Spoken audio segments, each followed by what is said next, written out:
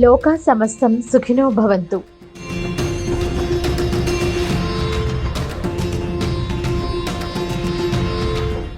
లోకమంతా ఎల్లప్పుడూ బాగుండాలి అని కోరుకునే బ్రాహ్మణుడు ప్రస్తుతం ఈ సమాజంలో ఇమడలేక, సరైన పద్ధతిలో జీవించలేక, ఐక్యతను కోల్పోయి సుఖ సంతోషాలకు దూరమవుతూ ఎన్నో అవమానాలను భరిస్తూ తల్లడిల్లుతున్నాడు.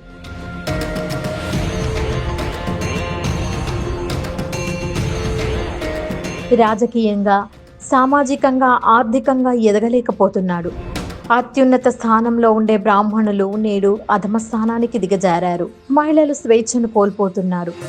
ఇటువంటి విపత్కర పరిస్థితి ఎదురవుతున్నా సరే బ్రాహ్మణుడు ఎక్కడా తలొగ్గకుండా అనేక కష్టాలను ఎదుర్కొంటూ, నష్టాలను భరిస్తూ తన బ్రాహ్మణత్వాన్ని కాపాడుకుంటూ తిరిగి తన జాతిని ఉన్నత శిఖరంపైకి చేర్చాలని ఆశయంతో అనేక దుష్ట శక్తులతో ఒంటరిగా పోరాడుతున్నాడు.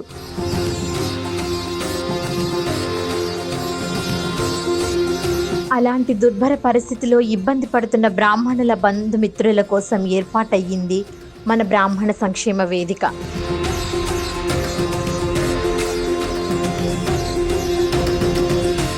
బ్రాహ్మణుడి గౌరవ ప్రతిష్టలకు, ప్రగతికి, ఐకమత్యానికి, సంక్షేమానికి, అభివృద్ధికి, పరస్పర సహాయ సహకారాలను పెంచుకోవడానికి అద్భుతంగా కృషి చేస్తున్నది బ్రాహ్మణ సంక్షేమ వేదిక. 2 తెలుగు రాష్ట్రాల్లో అనేక ప్రాంతాల్లో ఉన్న పేద బ్రాహ్మణులను ఆర్థికంగా, సామాజికంగా, రాజకీయంగా, సాంస్కృతికంగా ఎదగడానికి అనేక కార్యక్రమాలు రూపొందిస్తూ ఎన్నో సంక్షేమ పథకాలు అందజేస్తూ ముందుకు దూసుకుపోతున్నది మన సంక్షేమ వేదిక.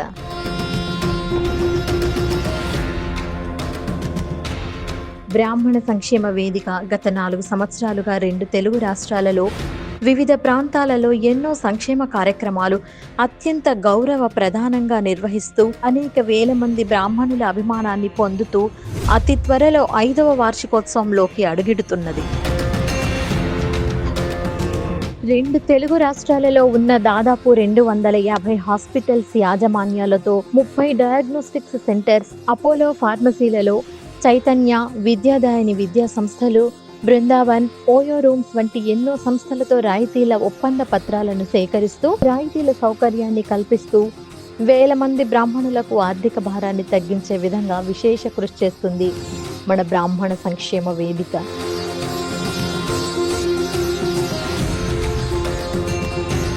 చరిత్రలో మొట్టమొదటిసారి ఎలాంటి శాఖాభేదం లేకుండా హైదరాబాద్లో అక్టోబర్ 3, 2021 రోజు 2 తెలంగాణ రాష్ట్రాలలోని దాదాపు 110 మంది ప్రముఖ పుణ్యక్షేత్రాల్లో ప్రధాన అర్చకుల ధార్మిక సేవలను గుర్తించి వారందరికీ ప్రతిష్టాత్మకమైన ధార్మికమైన సేవారత్న బహుమతి అందించి ఘనంగా సత్కరించడం జరిగింది.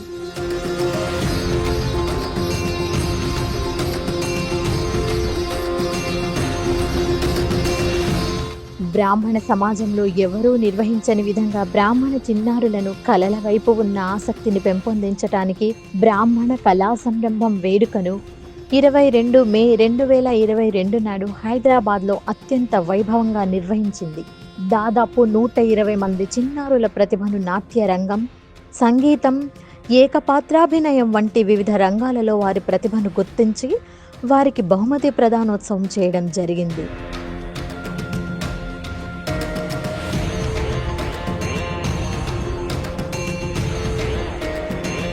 ఆగస్టు 15, 2022 నాడు మరొక విశేషమైన కార్యక్రమం ద్వారా బ్రాహ్మణులలో వ్యాపార రంగంపై ఆసక్తిని పెంపొందించడానికి బ్రాహ్మణ వ్యాపార స్వావలంబన కార్యక్రమం ద్వారా నిష్ణాతులైన వారిచే శిక్షణ కార్యక్రమాన్ని నిర్వహించి మహిళలు, రిటైర్డ్ ఉద్యోగులు, పురోహితులు, నిరుద్యోగులకు ఇంటి వద్దే ఉండి తక్కువ పెట్టుబడితో చిరు వ్యాపారాన్ని నిర్వహిస్తూ ఆర్థికంగా స్థిరపడే విధంగా ప్రోత్సహించింది. 2 తెలుగు రాష్ట్రాలలో ఉన్న అనేక వేద పాఠశాలల వ్యవస్థాపకులను 2022వ సంవత్సరం అక్టోబర్ 30 తేదీ నాడు సత్కరిస్తూ వ్యాపారం నిర్వహిస్తున్న బ్రాహ్మణులు కానీ, ఐటీ రంగంలో ఉన్న బ్రాహ్మణులు కానీ ఈ వేద పాఠశాలలకు ఆర్థికంగా ఆదుకోవాలని, వేద విద్యార్థులను అన్ని విధాలుగా సహాయ సహకారాలు అందచేయాలని కోరడం జరిగింది.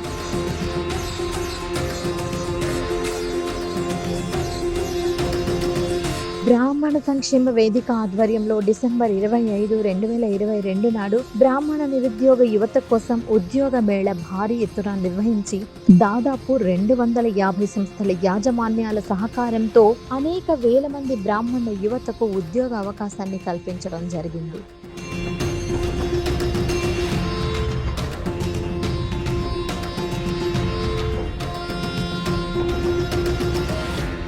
ఆంధ్రప్రదేశ్ మరియు తెలంగాణ రాష్ట్రంలో ఉన్న బ్రాహ్మణ వైద్యులను సంఘటిత పరచడానికి 29 జనవరి 2023 నాడు వైద్యుల ఆత్మీయ సమ్మేళనం అద్భుతంగా ఏర్పాటు చేయడం జరిగింది.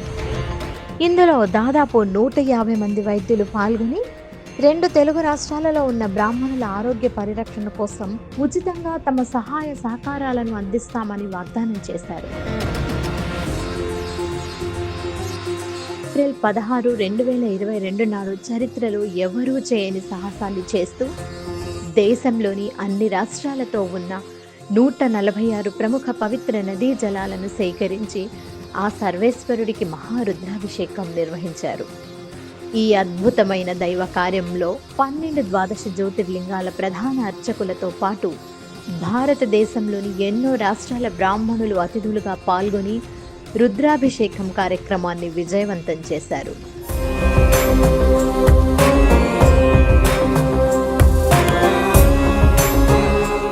జూలై 2, 2023 నాడు బ్రాహ్మణ సంక్షేమ వేదిక ఆధ్వర్యంలో మొట్టమొదటిసారి భారీ ఎత్తున బ్రాహ్మణ వివాహ పరిచయ వేదికను నిర్వహించి 100కు పైగా బ్రాహ్మణ వధూవరుల వివాహాలు జరిగే విధంగా కృషి చేశారు. దాదాపు 2000 మంది వధూవరులు ఈ వేడుకలో పాల్గొని కార్యక్రమాన్ని దిగ్విజయం చేశారు. బ్రాహ్మణ సంక్షేమ వేదిక అక్టోబర్ 1, 2023 నాడు జ్యోతిష్య పండితుల మహాసదస్సు వంటి మరొక అద్భుతమైన కార్యక్రమాన్ని నిర్వహించి అనేక వేల మంది ప్రశంసలు పొందింది. 2 తెలుగు రాష్ట్రాలలో ఉన్న దాదాపు 175 మంది ప్రముఖ జ్యోతిష్య పండితులను ఏకీకృతం చేస్తూ వారందరినీ ఒకే వేదికపైకి తెచ్చి జ్యోతిష్యం యొక్క ప్రాముఖ్యతను, జ్యోతిష్య పండితుల అవసరాన్ని బ్రాహ్మణ సమాజానికి తెలియజేయడం జరిగింది.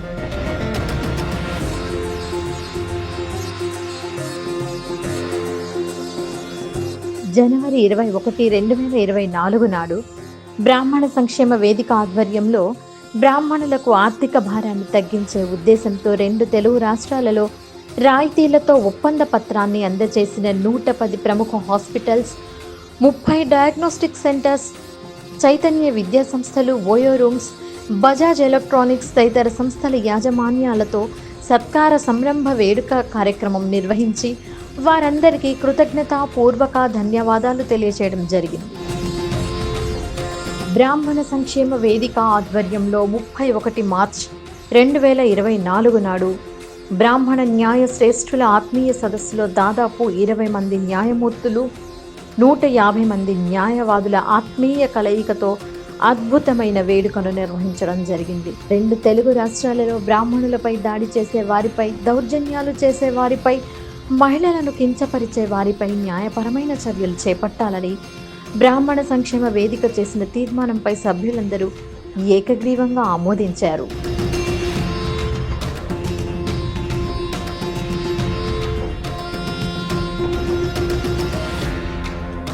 ఏప్రిల్ 20, 2024 నాడు బ్రాహ్మణ సంక్షేమ వేదిక ఆధ్వర్యంలో తెలంగాణ రాష్ట్ర ముఖ్యమంత్రి శ్రీ రేవంత్ రెడ్డి గారిని కలిసి బ్రాహ్మణ సంక్షేమ పరిషత్ను పునరుద్ధరించాలని, బ్రాహ్మణులు ఎదుర్కొంటున్న అనేక సమస్యలను వివరిస్తూ తగిన పరిష్కారం చూపాలని వినతి పత్రాన్ని అందజేయడం జరిగింది. పౌరోహిత్యాన్ని కులవృత్తిగా ప్రకటించాలని, బ్రాహ్మణ బంధు పేరుతో ఆర్థిక సహకారం అందచేయాలని, విద్య, వైద్యం, ఉపాధి రంగాలలో బ్రాహ్మణులకు పూర్తి సహాయ సహకారాలు అందచేయాలని కోరడం జరిగింది. హైదరాబాద్ కూకట్పల్లిలో జూన్ 30, 2024 నాడు బ్రాహ్మణ సంక్షేమ వేదిక ఆధ్వర్యంలో బ్రాహ్మణ ఐటీ ఉద్యోగుల ఆత్మీయ కలయిక కార్యక్రమం అత్యంత అద్భుతంగా నిర్వహించి అనేక మంది ఐటీ ప్రొఫెషనల్స్ అభిమానానికి దగ్గరయ్యింది. ఈ కార్యక్రమంలో వక్తలు మాట్లాడుతూ ఐటీ రంగంలో ఉన్న ఉద్యోగ అవకాశాలను బ్రాహ్మణ నిరుద్యోగులకు తెలియజేస్తూ వారికి ఉద్యోగం వచ్చే విధంగా కృషి చేయాలని పిలుపునిచ్చారు. అంతేకాక రీసెంట్ డెవలప్మెంట్స్ పై ఎప్పుడూ ఆన్లైన్ ద్వారా అప్డేట్ కావాలని కోరారు. విదేశీ ఉద్యోగ అవకాశాలను, వివాహ సమాచారాన్ని మన సంఘానికి తెలియజేయాలని సభ్యులను కోరారు.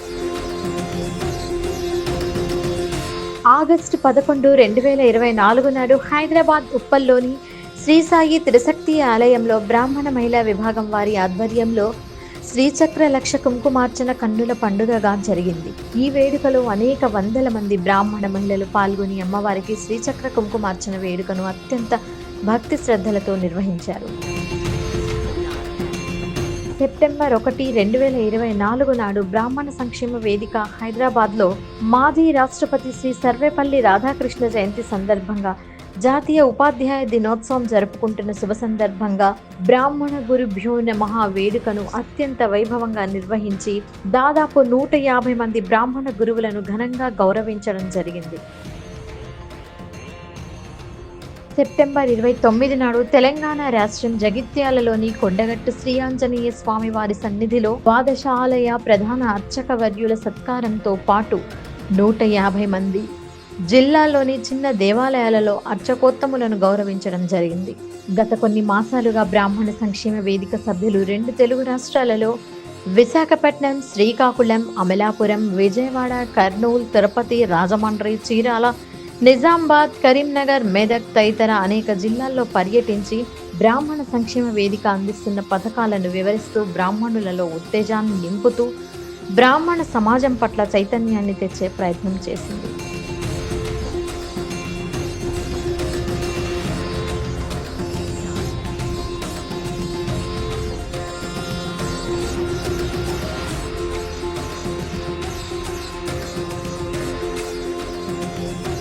చతుర్థ వార్షికోత్సవ సందర్భంగా నవంబర్ 10, 2024 నాడు గోసంరంభం వేడుక ద్వారా 2 తెలుగు రాష్ట్రాలలోని గోశాల నిర్వహిస్తున్న బ్రాహ్మణుల సేవలను గుర్తించి వారందరినీ గౌరవించడం జరిగింది.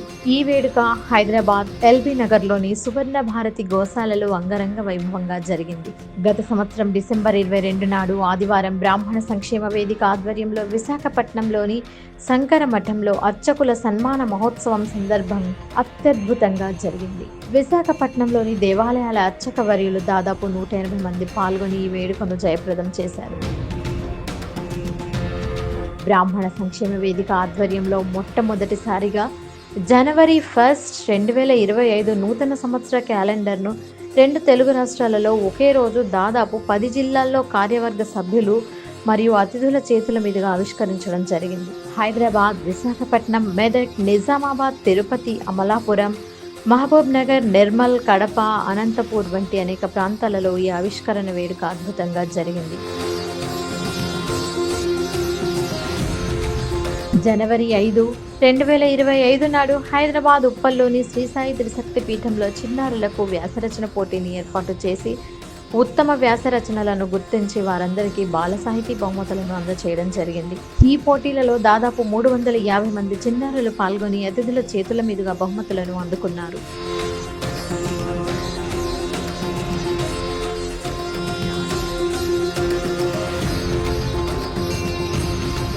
మార్చి 2, 2025 నాడు అంతర్జాతీయ మహిళా దినోత్సవం సందర్భంగా బ్రాహ్మణ మహిళలను ఏకం చేస్తూ విప్రవాగ్దేవి వేడుకను నిర్వహించి బ్రాహ్మణ కుటుంబం వివాహ వ్యవస్థపై ఉన్న సమస్యలను పరిష్కరించాలని ముక్త కంఠంతో పిలుపునివ్వటం జరిగింది.